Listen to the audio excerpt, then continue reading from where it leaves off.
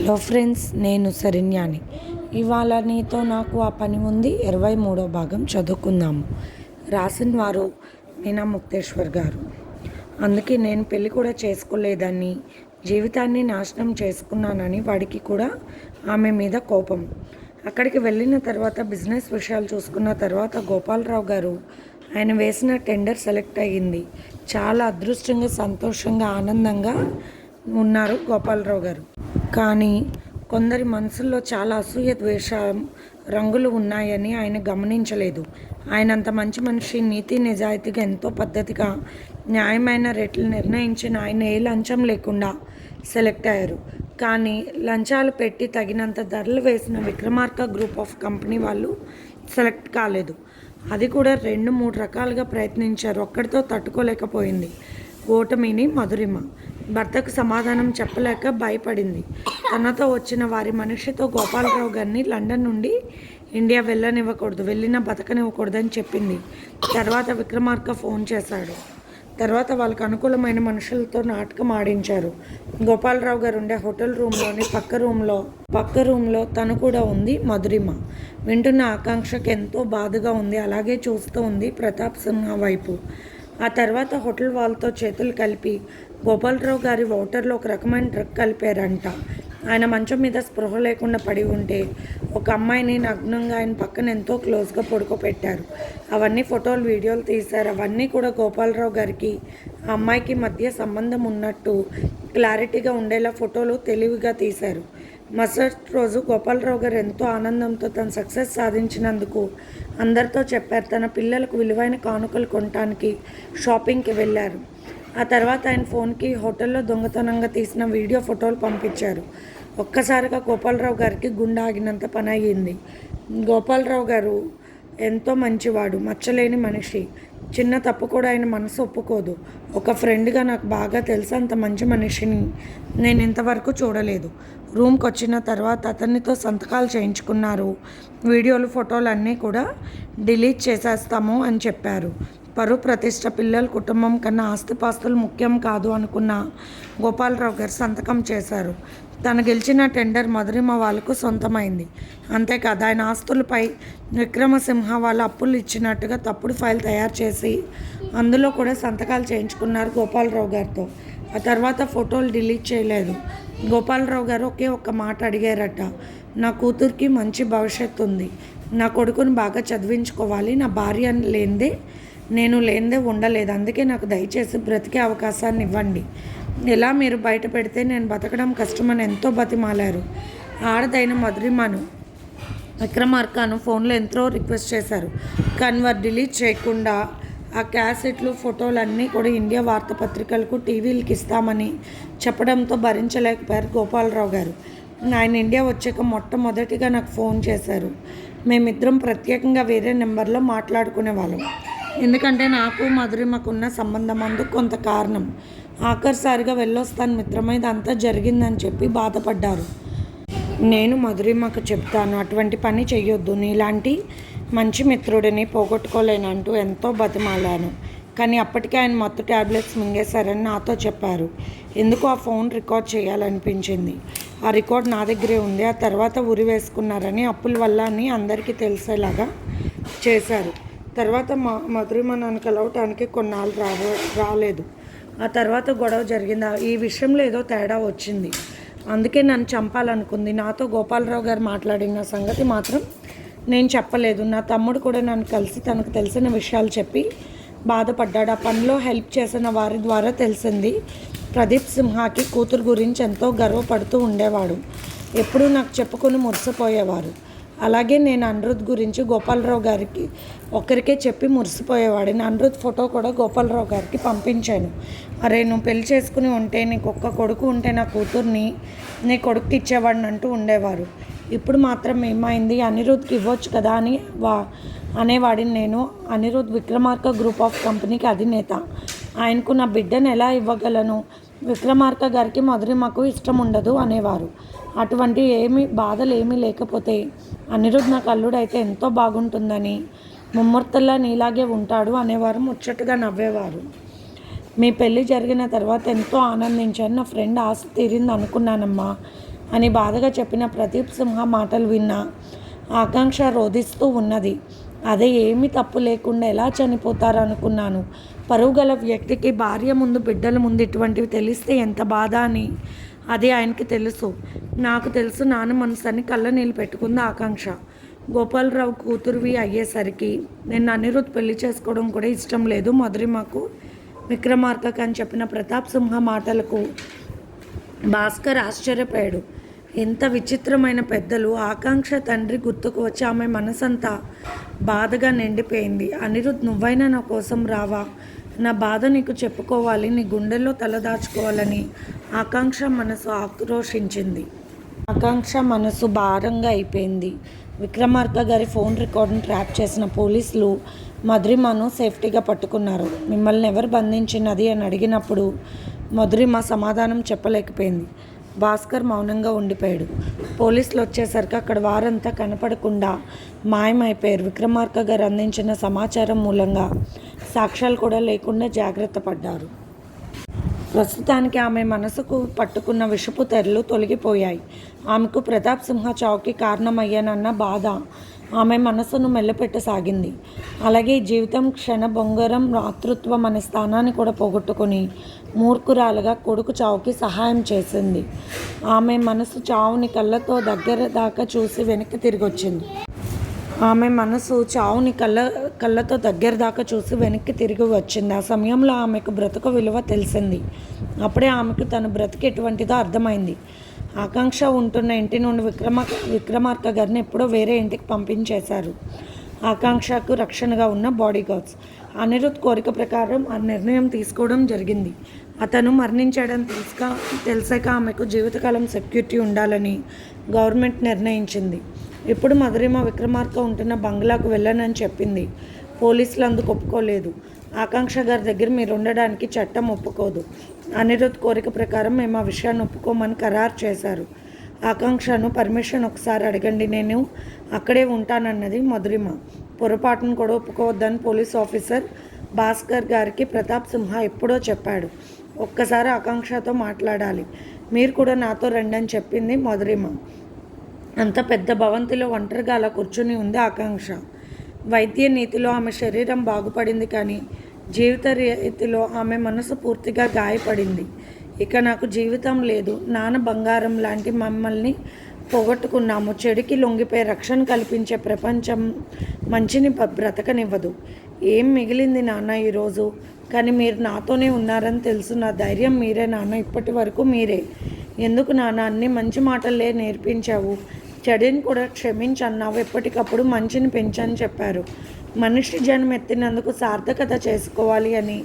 అన్ని జన్మల్లోకి మానవ జన్మ అతీతమైనది. మనసు పెట్టి ఆలోచించే శక్తి మనసుకి ఇచ్చాడు ఆ భగవంతుడు. ఆ మనసు ముందు నువ్వెప్పుడు దోషిగా మిగలకు. ఇవన్నీ చిన్నతనం నుండి ఉగ్గుపాలతో నేర్పించావుగా నాన్న. మంచిని పెంచావు, కానీ చెడుకి బలైపోయావు తప్పు లేకుండా. నిన్ను ఆ విధంగా చేసిన వారిని ఒక్కొక్కరిని ఉరికి అమ్మం ఎక్కించాలనుకున్న నా కాళ్ళకు నువ్వే సంకళ్ళు వేశావు. నీ మనసులో వచ్చిన ఆశ అనిరుద్ధికి నన్ను భార్య చేయాలని ఆశ తీరింది నాన్న. కానీ ఈరోజు నా కళ్ళ ముందు అన్నీ నరక ద్వారాలు కనిపిస్తున్నాయి. ఇప్పుడు భయపడిపోతున్నాను నాన్న. నువ్వు వెళ్ళినప్పుడు కూడా నాకు భయం కలగలేదు. తెలియని అద్దెంట్లో కూడా భయపడలేదు. ఉద్యోగం కోసం వీధి పరుగులెత్తినప్పుడు కూడా భయపడలేదు. అందరితో పతిత అనిపించుకున్నప్పుడు కూడా భయపడలేదు. ఎందుకంటే నా మనసు ముందు నేను దోషిని కాదు. నువ్వు నాతోనే ఉన్నావన్న ధైర్యంతో ఉన్నాను. కానీ ఇప్పుడు నీ ప్రాణాలు హరించిన ఇంట్లోనే ఉన్నాను నాన్న. ఎప్పుడు నా మనసు నన్ను దోషిగా భావిస్తుంది. ఇప్పుడు ఒంటరిగా మిగిలానన్న భయంతో అల్లాడిపోతున్నాను నాన్న. ఇన్ని రోజులు నా మనసులోని పంతనం చూసిన వారి అంతం చూడాలనిపించింది. కానీ నువ్వు నేర్పిన మాటలు మర్చిపోలేకపోతున్నాను. ఎందుకు నాన్న నా మూర్తి భావించిన బుద్ధుడిలా జ్ఞానబోధ చేసి వెళ్ళావు. ఈ జ్ఞానబోధతో ఈ ప్రపంచంలో ఎలా బ్రతకాలి? ఎవరిని నమ్మను నాన్న. ఒంటరిగా ఎలా బ్రతకాలి? ఏ తప్పు చేయకుండా తండ్రిని పోగొట్టుకున్నాను. అనిరుద్ గారికి భార్యను అయ్యాను. నా జీవితంలో ఆనందం అనుకున్నాను. నా ప్రమేయం లేకుండా నా జీవితాన్ని భగవంతుడు ఎందుకు ఇలా పరీక్షిస్తున్నాడో అర్థం కావడం లేదు నాన్న. మనస వాచ కర్మన నేను అనిరుద్ గారికి భార్యని అయిపోయాను. ఈ బంధంలో ముడివేసుకుని పోయిన ఆయన బాధ్యతలు నా కాళ్ళకు చుట్టుకుపోతున్నాయి. నా తండ్రిని నా కుటుంబానికి దూరం చేసిన వారింటి మనిషిని అయిపోయాను. ఏం చేయను నాన్న, నా మనస్సాక్షిని చంపుకోలేను, నా బాధ్యతలను విస్మరించలేను, నా తండ్రి నాకు నేర్పిన జ్ఞానబోధలు మరవలేను. ఏం చేయను నాన్న, ఎప్పట్లా ఒక్కసారి నాకు మంచి ఆలోచన శక్తినివ్వు నాన్న. నాన్న, ఆడపిల్లగా పుట్టడం అదృష్టం, ఆకాంక్ష. పుట్టింటి వారి గొప్పతనం చాటాలి, అత్తే ఇంటి గౌరవం పెంచాలని చెప్పావు కదా నాన్న. మీ గొప్పతనాన్ని జీవితకాలం నేను ఉన్నంతకాలం బ్రతికించుకుంటాను. అత్తింటి వారి గొప్పతనాన్ని ఎలా కాపాడను, ఆయన లేని జీవితాన్ని ఎలా గడపను, ఈ ఆస్తులు ఇవన్నీ ఎందుకు? అనిరుద్ కాలిగొట్టుకు కూడా సరిపోవు ఇవన్నీ. మంచం మీద పడి రోగిస్ట్లా బ్రతికే నన్ను ఒక తండ్రిలా లాలించాడు, తల్లిలా పాలించాడు, భర్తలా నా మనసంతా నిండిపోయారు. అంతలా పట్టించుకొని ఎందుకు నాకు పసిబిడ్డలా సేవలు చేసి కాపాడారు? నన్ను ఒంటరిని చేసి ఏడిపించాలనా? ఈ విధమైన బాధలు నా కల్లారా చూడమని నన్ను వదిలి వెళ్ళారా అనిరుద్? ఈనాడు నేను నిలబడిన ఇల్లు, నా ఇల్లుని నాకు కాకుండా చేసే ఇల్లు నాకెందుకు అలా అనుకోనా? లేక అభాగ్యురాలికి తాళి కట్టి తన దాన్ని చేసుకుని సుఖం లేకపోయినా సేవలు చేసిన దేవుడు వంటి మీరు నివసించిన ఇల్లు నాది అనుకోనా? నన్నింతలా ప్రేమించి కాపాడిన వ్యక్తి ఇల్లు కూడా నాదే కదా. ఈ ఇంటి బరువు, బాధ్యత, పరువు, ప్రతిష్ట అన్నీ నావే కదూ అనుకుని అక్కడున్న అనిరుద్ కుర్చీలో కూర్చుని ఆకాంక్ష తన దోసిట్లో ముఖాన్ని దాచుకుని ఏడుస్తూ ఉన్నది. ఇప్పుడు దారిలోకి వచ్చావు తల్లి. అవును, ఇదే నీ ఇల్లు. ఇప్పుడు నీ కుటుంబ బాధ్యతను సక్రమంగా నిర్వర్తించాలి. ఇదే నేను నీకు చెబుతున్నది. నీ వారి రక్షణ నీకు సుఖంగా మారుతుందని తన తండ్రి చెప్పినట్లు వినిపించింది. నాన్న నాన్న అంటూ పైకి లేచింది ఆకాంక్ష. గేటు తీసిన శబ్దం వినిపించింది. పని వాళ్ళు బయటకు వచ్చి చూశారు. అనిరుద్ పెంచుకునే కుక్క పెద్దగా అరిచింది. మధురిమ ఆమెతో పోలీసులు వస్తున్నారు. ఆకాంక్షకు తెలియని దుఃఖం వచ్చింది. ఎప్పటికప్పుడు ఏ సమయంలో ఏ నిర్ణయం తీసుకోవాలో నాకు వెంటుండే చెప్తున్నావు నాన్న, నాకు అర్థమవుతుందని అనుకున్న ఆకాంక్ష గుండెల మీద చేయి పట్టుకుని నాకు వెంటే ఉండి చెప్తున్నావు నాన్న, నాకు అర్థమవుతుందని అనుకున్న ఆకాంక్ష గుండెల మీద చెయ్యి పెట్టుకుని తన తాలిబొట్టును తాకి అనిరుద్ని ఒకసారి తలుచుకున్నది. ఆమె కళ్ళు నీళ్లతో నిండిపోయాయి. ఆకాంక్ష మెట్ల మీద ఉంది. మధురిమ పోలీసులతో వచ్చింది లోపలకు. మేడం, మీరు బయటే ఉండండి.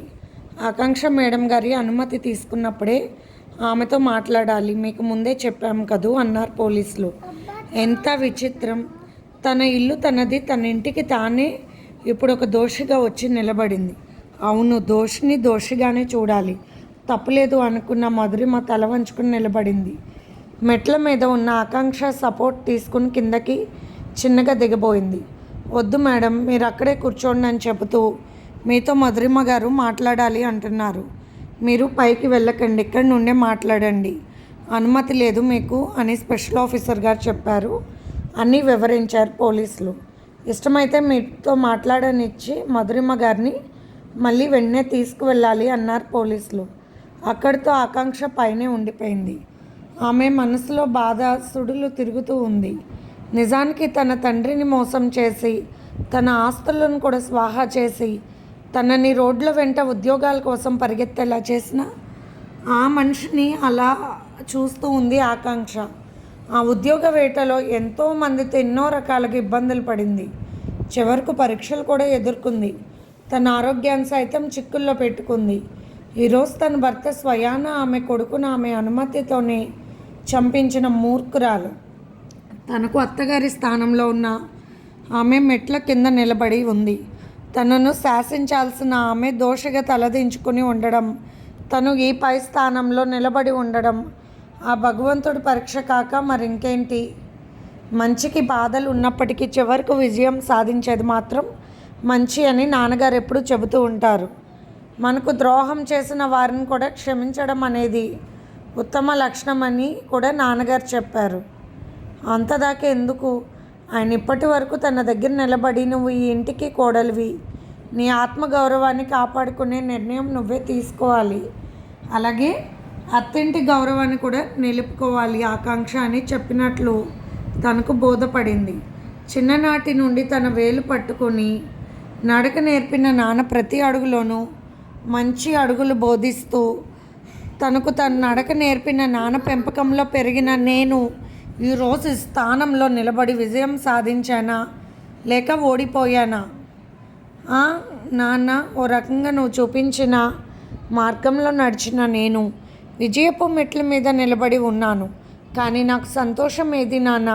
నాకు జన్మని జ్ఞానాన్ని ఇచ్చిన నాన్నను పోగొట్టుకున్నాను. ప్రాణంతో సమానమైన అమ్మను తమ్ముడిని ఎక్కడో దూర తీరాల్లో ఉంచాను. నా జీవితమే తానై నిలిచిన భర్తను పోగొట్టుకున్నాను. అతన్ని తల్లిదండ్రులను నిందితులుగా జైల్లో కటకటాలు లెక్కించమని కూర్చోపెట్టనా? ఏమిటి చిత్రం కదూ! స్వార్థపూరితమైన మనిషి సుఖపడే మార్గాలలో మనసున్న మనిషి సుఖపడలేడు. ఆ మార్గం వైపు ఒక్క అడుగు కూడా వేయలేదు తను. ఇప్పుడు తను అదే పరిస్థితిలో ఉన్నది. నమస్తే అని చెప్పింది తన కోడలిగా అత్తగారికి. పోలీసులు బయటకు వెళ్ళారు. ఆకాంక్ష, నన్ను క్షమించమ్మా అన్నారు మధురిమ మొట్టమొదటిసారిగా. ఆమె జీవితంలో తన అహంకారాన్ని అధికారాన్ని దాటుకొని క్షమించమని తన కోడలిగా కూడా భావించిన వ్యక్తిగా అడిగిన మొదటి మాట. ఎంత ఎత్తున నిలబడి ఉన్న కోడలతో అహంకార పత్తగారికి ఆఖరి మీద నిలబడి ఆమె క్షమించమని అడగడం అతి విచిత్రమైన మాట. మొట్టమొదటిసారిగా నేను చేసిన తప్పులు నీకు చెప్పు తీరాలి ఆకాంక్ష అన్నది మధురిమ కన్నీరు పెట్టుకుంటూ. లేదు, మీరు నన్ను క్షమించమని అడగాల్సిన అవసరం లేదు. మీరు జరిగిన విషయాలు ఏమీ చెప్పాల్సిన అవసరము కూడా లేదు. ప్రతి విషయము పోలీసుల ద్వారా, మీ అబ్బాయి ద్వారా నాకు అన్ని విషయాలు తెలుసు. అంతేకాదు, ప్రతాప్ సింహ గారిని కూడా నేను కలిసి వచ్చానంటున్న ఆకాంక్ష మాటలు విని అలాగే తూలి పడిపోయి నిలదొక్కుంది మధురిమ. అవును, చంపాలనుకోవడానికి మనం ఎవరము? ఆ భగవంతుడు రాయాలి. అందుకే మా నాన్నగారు ఆయనకు ఆయనే జీవితాన్ని చాలించి వెళ్ళిపోయారు. నిందల కోసం కాదు, చెడుని ఒప్పుకునే మనస్తత్వం కాదు, తప్పు చేసిన వాళ్ళను కూడా క్షమించి సహాయం చేయమనే మంచి మనస్తత్వం గల తండ్రికి పుట్టిన నేను బంగారం లాంటి తండ్రిని పోగొట్టుకున్నాను. మీరు క్షమించమని చెప్తే నా తండ్రిని నేను దక్కించుకుంటానా? చెప్పండి. తన కూతురు సుఖాన్ని, భార్య ప్రేమను, కొడుకు ఉన్నతిని చూడాలి అనుకున్న మంచి మనసున్న మనిషి నా తండ్రిని నేను ఈరోజు మళ్ళీ వెనక్కి తీసుకురాగలనా? లేదు. ఆ విషయంలో మీరు క్షమాపణ అడగడం, నేను మాట్లాడడం కూడా కరెక్ట్ కాదండి.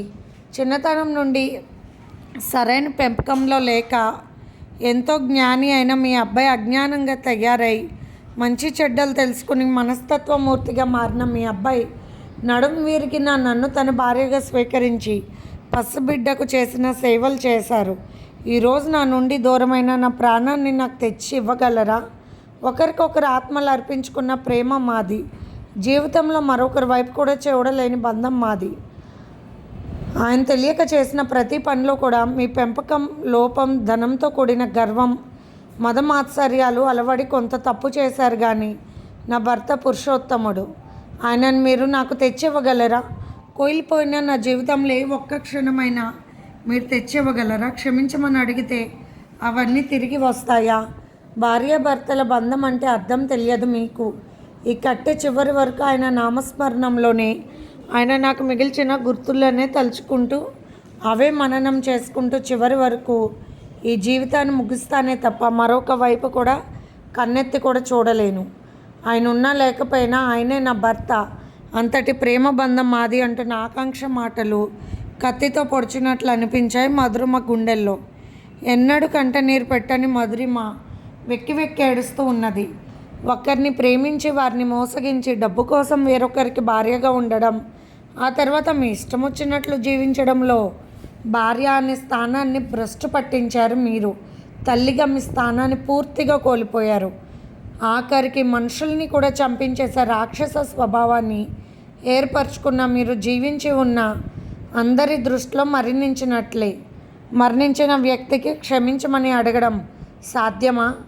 గతించిపోయిన అందరి జీవితాలలో మీరు సృష్టించిన సుడిగండాల గుర్తులు చెరిపివేయడం సాధ్యమా?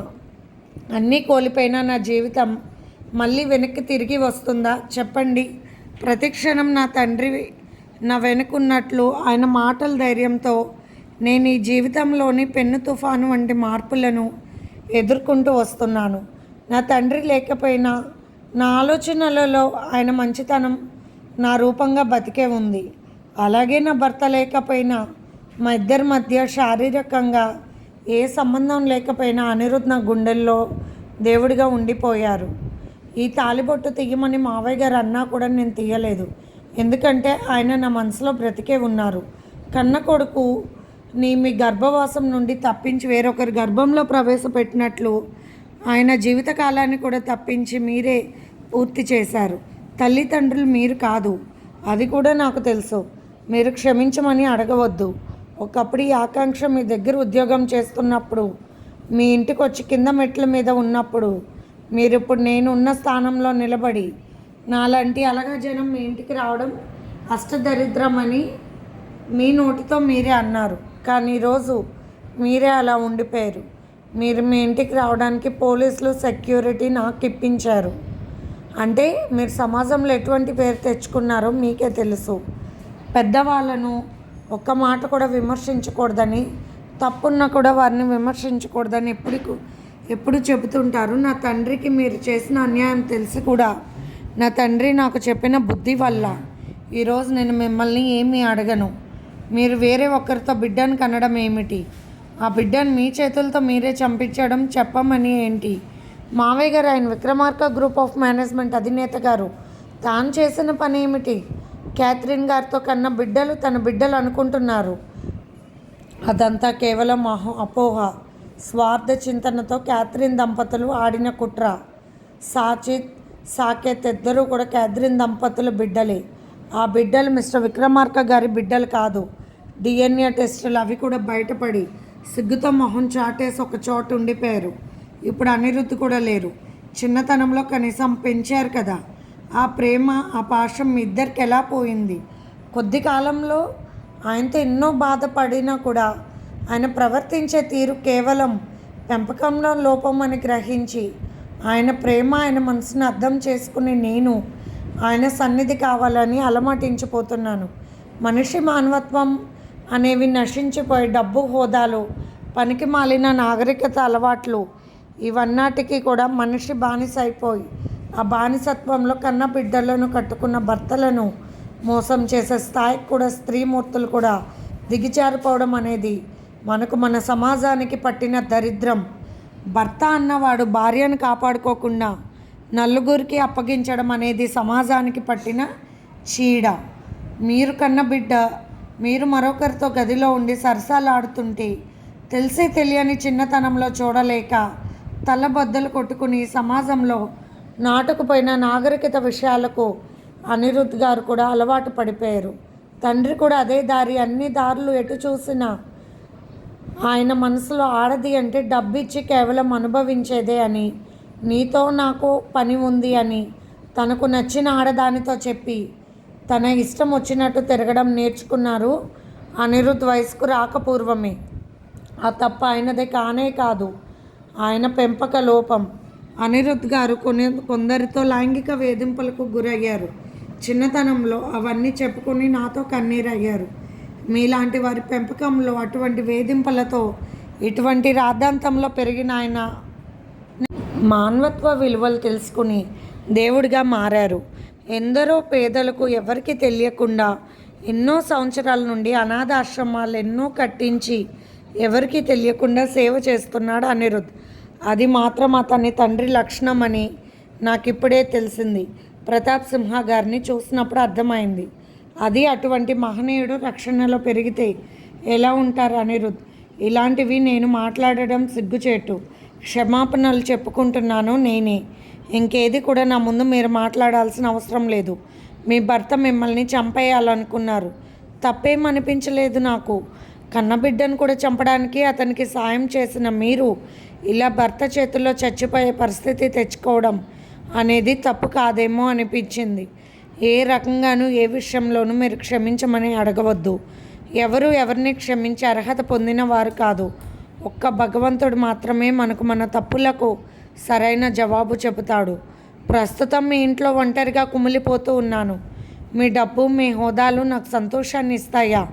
కొన్ని కోట్ల డబ్బు ఇస్తే మీరు చేసిన తప్పులన్నీ మాఫీ అవుతాయా? చనిపోయిన వారు తిరిగి వస్తారా? డబ్బుతో ఏది జరగదని ఇప్పటికైనా తెలుసుకోండి. నమస్తే అని చెప్పేసింది ఆకాంక్షకు ఏమీ తెలియదని తన తప్పులు చెప్పి ఒప్పుకొని క్షమాపణ అడగడానికి వచ్చిన మధురిమకు మతిపోయింది. బతికున్న శవంలా అలా ఉండిపోయింది. చూడండి మేడం, అయిపోయింది సమయం. మీరిక్కడ ఉండకూడదు. పై ఆఫీసర్లు మమ్మల్ని ఒప్పుకోరంటున్న పోలీసులతో. అలాగే ఒక్కసారి చూసి ఆకాంక్ష వైపు బాధతప్త హృదయంతో ఒక శవంలా నడుచుకుంటూ వెళ్ళిపోయింది మధురిమ. లోపలికి వెళ్ళిన ఆకాంక్ష అనిరుద్ ఫోటోని గుండెలకి హత్తుకుని వెక్కి వెక్కి ఏడ్చింది. ఇటువంటి పరిస్థితి నాకెందుకు అప్పగించారు అనిరుద్? పెద్దవాళ్ళను వారు చేసిన తప్పులను నిలదీసి అడిగే పరిస్థితి నాకెందుకు కల్పించారు? మీరు లేకుండా నేను ఎలా బ్రతకగలను? అప్పటి వరకు విక్రమార్క గారు ఒక పక్కనే నిలబడి అన్నీ విన్ని కళ్ళు తుడుచుకుంటూ వెళ్ళిపోయారు. సిగ్గుతో తల బాదుకున్నారు. విక్రమార్క గారు ఒక గెస్ట్ హౌస్లో, మధురిమ మరొక గెస్ట్ హౌస్లో విలాసాలకు ఇదివరకు వాడుకునే వారి గెస్ట్ హౌస్లు ఈనాడు ఎవరికి వారు ఒంటరిగా వారు చేసిన తప్పులను మననం చేసుకోవడానికి బందీ కాణాలుగా మిగిలాయి. ఎవరికి వారు అలాగే ఒంటరిగా రోధిస్తూ ఉండిపోయారు. ఇంతలో ఆకాంక్షకు ఫోన్ వచ్చింది. ఇది ఫ్రెండ్స్ ఇవాల్టి ఎపిసోడ్. రేపు ఇంకొక ఎపిసోడ్తో మీ ముందుకు వస్తాం. మీకు కనుక స్టోరీ నచ్చినట్లయితే లైక్ చేసి షేర్ చేసుకుని సబ్స్క్రైబ్ చేసుకోండి. అలాగే మన ఛానల్లో ప్రసారం అవుతున్న positive thoughts written by Shri Komnapalli Ganapathirao గారివి, మరి స్వాతి ముత్యాలు రిటర్న్ బై మీనా ముక్తేశ్వర్ గారివి కూడా చదివి మీ సమీక్షలు తెలియచేయండి. నచ్చితే కనుక లైక్ చేయండి. ఉంటాను.